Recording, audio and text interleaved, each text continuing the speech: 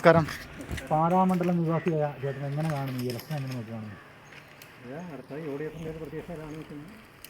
എന്താ അങ്ങനെ പറയാനായിട്ട് കാരണം? കാരണം ഇവിടുത്തെ കേരളത്തിലെ നവകേരളം പദ്ധതിയുടെ ഭരണം എത്ര ഉണ്ടായിരുന്നുള്ളത് നമുക്ക് വ്യക്തമായിട്ട് അറിയാമല്ലോ. അപ്പോൾ അതിൻ്റെ ഒരു പ്രത്യാഘാതം എന്നുള്ള നിലയിൽ അടുത്ത UDF ഭരണം വന്നേ പറ്റൂ. അങ്ങനെയാണോ പൊതുവെ പറയുന്നത്? പൊതുവെ അങ്ങനെയാണ് കാണുന്നത്. ഇപ്പോഴത്തെ നിലവിലുള്ള കഴിഞ്ഞ കാലം അത്ര ഈ 10 വർഷത്തെ ഈ LDFിൻ്റെ ഭരണം, അത് അങ്ങനെയുള്ള രാഷ്ട്രീയ വീക്ഷണം എങ്ങനെയുണ്ടായിരുന്നു ഒന്ന് പറയാവുന്ന വലിയ ഇതാവും? പൊതുവെയും അടുത്തൊരു സ്റ്റേജിലാണ് അപ്പോൾ എത്തിയിരിക്കുന്നത്. എന്താ അങ്ങനെ പറയാൻ കാരണം? കാരണം യുവാക്കൾക്ക് ആർക്കും പ്രയോജനം, രാഷ്ട്രീയക്കാർക്ക് മാത്രമേ പ്രയോജനം ഉണ്ടായിരുന്നുള്ളൂ. കാരണം PSC നിയമനം ഉണ്ടായിട്ടില്ല, മുഴുവൻ പിൻവാതിൽ നിയമനങ്ങളെ ഉണ്ടായിരുന്നുള്ളൂ.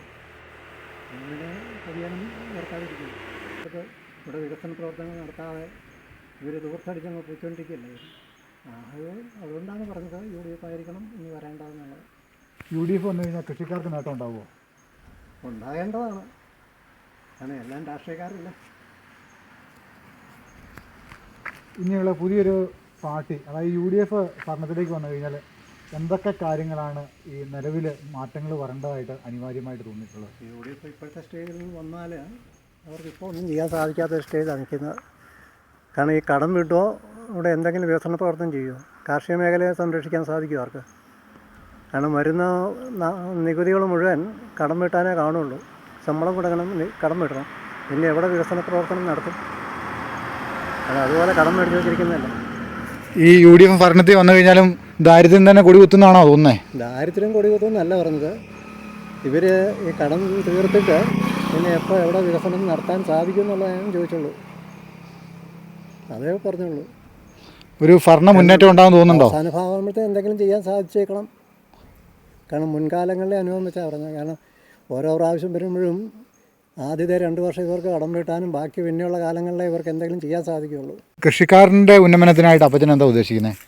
കൃഷിക്കാരൻ്റെ ഉന്നമനം എന്ന് പറഞ്ഞാൽ കൃഷിക്കാരൻ തന്നെ ഇല്ലെന്നായി. ഏതൊക്കെ കൃഷിയാണ് പാടെ നശിച്ചു പോയ അപ്പച്ച? എല്ലാ മേഖലയും, സമസ്ത മേഖലയും. കാരണം തൊഴിലാളി യൂണിയൻ പ്രസ്ഥാനം വന്നതോടുകൂടി ഇവിടുത്തെ സമസ്ത മേഖലയും തീർന്നു. കാരണം എവിടെയും യൂണിയനാണ്. ആ യൂണിയൻ പ്രസ്ഥാനം കാരണം ഒരു കൃഷിയും മുന്നോട്ട് പോകാൻ പറ്റാത്ത സാഹചര്യത്തിലായി. ഇതിനൊക്കെ എന്താ ഒരു പോംവഴി? അതിന് പോകുമ്പോഴേ നിലവിൽ രാഷ്ട്രീയം ഇല്ലെന്നാവണം, എന്നാലും നടക്കുള്ളൂ. നിലവിൽ രാഷ്ട്രീയം ഇല്ലാതാകണം, എന്നാൽ മാത്രമേ ഇതിനൊക്കെ ഒരു പോംവഴി ഉണ്ടാകുള്ളൂ എന്നാണ് അപ്പച്ചൻ പറയുന്നത്. അപ്പച്ചന് ബസ് കയറി പോകാനായിട്ട് തുടങ്ങിയാണ്. അപ്പോൾ അതിൻ്റെ ഇടയിലാണ് UDF വന്നാലേ ഇവിടെ ക്രമസമാധാനതയും ബാക്കി കാര്യങ്ങളും നടക്കുകയുള്ളൂ. അപ്പം കാപ്പം ഇവിടെ ജയിച്ചാൽ ഇവിടെ എന്തെങ്കിലും നടക്കുകയുള്ളൂ. ബാക്കി എല്ലാവരും അവനവൻ്റെ ആൾക്കാർക്ക് വേണ്ടി മാത്രം പ്രവർത്തിക്കുന്നവരാണെന്നാണ് എൻ്റെ ഒരു അഭിപ്രായം. അപ്പോൾ ഒരു 100 സീറ്റിലും UDF പിടിക്കും എന്നുള്ള അഭിപ്രായക്കാരനാണ് ഞാൻ. കാപ്പൻ വിജയിക്കുന്ന തന്നെയാണോ പ്രതീക്ഷിക്കുന്നത്? 100%.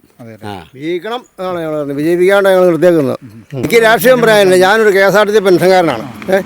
പെൻഷൻ കൃത്യമായിട്ട് കിട്ടുന്നില്ല, ഒരു ആനുകൂല്യം കിട്ടുന്നത് വർഷങ്ങളായിട്ട്. DA ഇല്ല, ഒന്നുമില്ല. ഇപ്പോൾ ഈ കഴിഞ്ഞ ദിവസം 2 DA അനുവദിച്ചിട്ടുണ്ട്. അങ്ങനെ 10 കോടി അനുവദിച്ചിട്ടുണ്ടെന്നാണ് പറയുന്നത്. പക്ഷേ എപ്പോൾ തരുമെന്ന് അറിയത്തില്ല കേട്ടോ. പിന്നെ വർഷങ്ങളായിട്ട് ഓണത്തിന് 1000 രൂപ കിട്ടിക്കൊണ്ടിരുന്നത്, അത് ഇല്ല, മറന്നേ പോയെന്ന് പറഞ്ഞു. വാർദ്ധക്യ പെൻഷൻ കിട്ടുന്നുണ്ടോ? എന്തോ ഇല്ല, വാർദ്ധക്യം ഇല്ലല്ലോ. ഇതുള്ളതുകൊണ്ട് വേറെ കിട്ടിയാലോ. എനിക്ക് ഒരു വാർദ്ധക്യ പെൻഷന് അപേക്ഷിച്ചിട്ട് എൻ്റെ വീട്ടിൽ അതിൻ്റെ പേരെന്നാ, അവൻ പോയിട്ട് ഇവിടെ പെണ്ണും കിട്ടി അവൻ സ്വന്തമായിട്ട് താമസിക്കുക. നമുക്ക് ഒരു ആനുകൂല്യവും. 3 പിള്ളേരുണ്ട്. 3 പിള്ളേർക്ക് ഓരോ പണിയുണ്ട്. അല്ല, അവൻ ഇങ്ങോട്ട് പോകുന്നു. അപ്പം ഈ പെണ്ണിനെയും കെട്ടിച്ചു വിട്ടു, പോരുകയും ചെയ്തു. അപ്പോൾ അവിടെ സെക്രട്ടറി ഇവിടെ അന്വേഷിക്കാൻ വന്നവൻ പറഞ്ഞു കിട്ടിയല്ലെന്ന്. അല്ലാത്തവർക്കൊക്കെ 2 നില കെട്ടുമൊക്കെ ഉള്ളവനൊക്കെ ഉണ്ട് താനും. 5-10 പെൻഷൻ ഉണ്ട്. KV തോമസ് ഒക്കെ എത്ര രൂപ മേടിക്കുന്നുണ്ട് നമുക്ക്. അപ്പം നമ്മളൊരു പാവപ്പെട്ടവന് ഒരു 10 സെൻറ്റ് സ്ഥലം കിട്ടാനില്ലാത്തവന് നമുക്കൊരു പെൻഷൻ ഇല്ല. അതാണ് ഏറ്റവും വലിയൊരു വിഷയം. ഇവിടെ 2 നീതി ഉണ്ടെന്ന് തോന്നുന്നുണ്ടോ? 2 നീതിയാ? 2 നീതി ഉണ്ട്. അതുകൊണ്ടാണ് എനിക്ക് ഒരു പെൻഷൻ ഉള്ളതുകൊണ്ട് വൈഫിന് കിട്ടിയല്ല. പലരും ഇങ്ങനെ മേടിക്കുന്നതായിട്ട് അറിയുന്നുണ്ട്, പക്ഷേ ഇത് നമുക്ക് കിട്ടുന്നില്ല. ഉള്ള പെൻഷൻ ശരിക്കും കിട്ടുന്നുമില്ല. മറ്റേ വാർദ്ധക്യ ക്ഷേമ പെൻഷൻ അതുമില്ല. ചെയ്യുന്നവർ ഓരോ സർക്കാരും ഓരോ നിയമമാണ്. ഇവിടെ ഇലക്ഷൻ വർക്കൊക്കെ എങ്ങനെ?